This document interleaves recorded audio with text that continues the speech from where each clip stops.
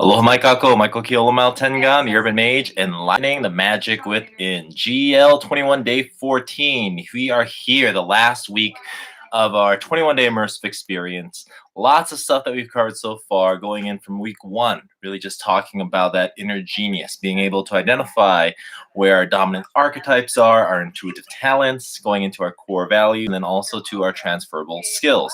That gives us a niche that we can best operate within, a way that we can best be in service and to be able to create that service as an actual profession.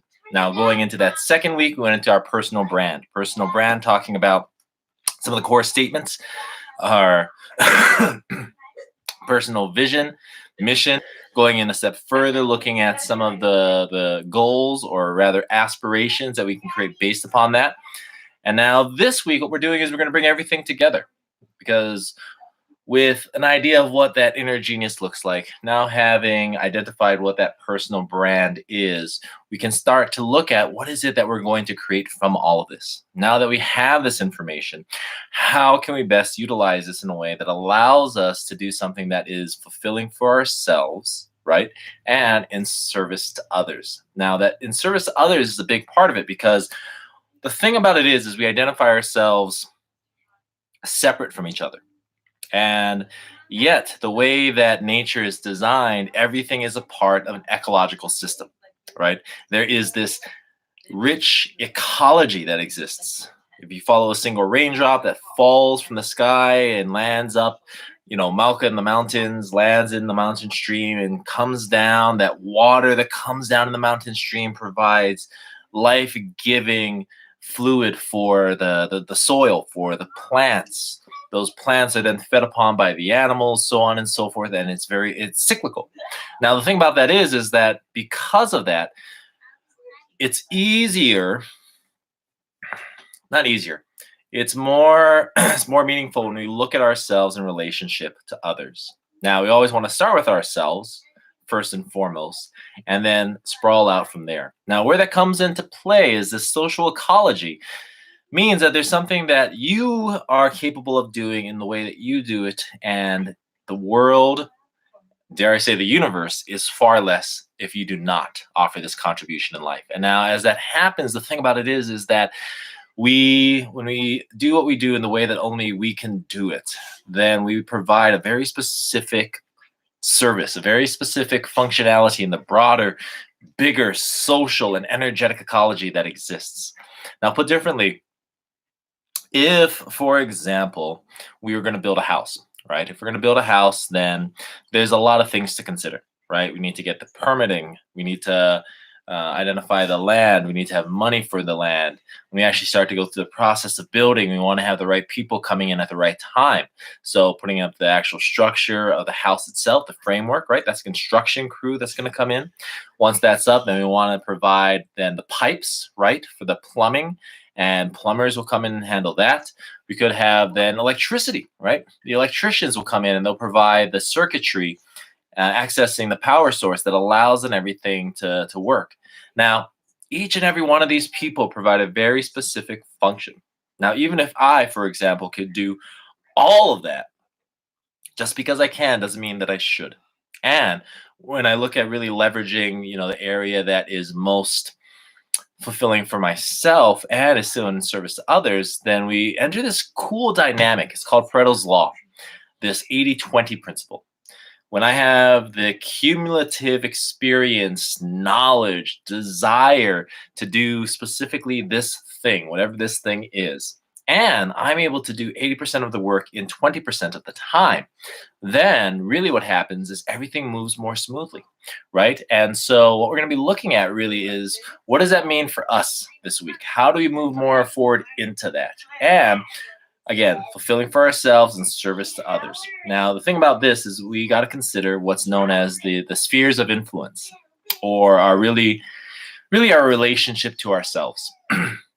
That first level is our intrapersonal. Now, the intrapersonal is my inner world, right? It's my thoughts, my beliefs, my feelings, all of those things, the inner aspect of myself and doing things for myself. This whole concept of self-care, for example, is a big part of that. doing things that allow me to take care and nourish my body, my mind, and my spirit. Now, secondly, then we get into interpersonal. That interpersonal is and are the relationships that are closest to me, family, friends, those who I hold near and dear to my heart, part of my inner circle. Now, the next sphere comes out to professional. These are those that I am in service to, right? I provide a specific service, whether that's actually making a physical product or providing a service oriented something or another. And that's something that there's an equal exchange, right? Cash for service. Now, that last piece is community. Community is whom I am in service with. So we're working together towards a common aspiration, towards something that we both or all feel is important. So that intrapersonal, interpersonal, professional, and community is important because, again, we got 168 hours in a week. How are we utilizing that? So say, for example, I'm sleeping somewhere between probably about 6 hours on average. So I'm sleeping about 6 hours on average. That's about 42 hours per week. I do a lot at home. And so that's roughly 60 hours that I'm doing things at home. And that's everything from spending time with children to, laundry to doing things on the yard, roughly 60 hours.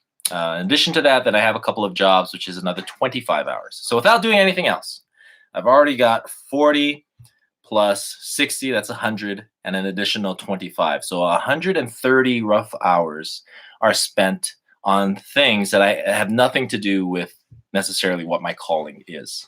And so one of the things that I identified, particularly in my aspirations, is to change this dynamic. Because if I really am invested in making these changes, creating these shifts, then I've got to do it. No one else is going to do it for me. And so the remaining then 38 hours, I guess, roughly 40 hours, is a mix of other things as well. And so when we take that inventory, right, intrapersonal, interpersonal, professional, and community. Right now, my intrapersonal, it's probably about I'm actually pretty good on that. It's probably about 2 hours per day ish. And so that's about 14 hours. So I spend about 14 hours doing things per week, just really cultivating that inner awareness and relationship. Interpersonal, again, that's like 60 hours. That's stuff around the house. Professional is about 25 hours. And then I do a bunch of things also in the community as well.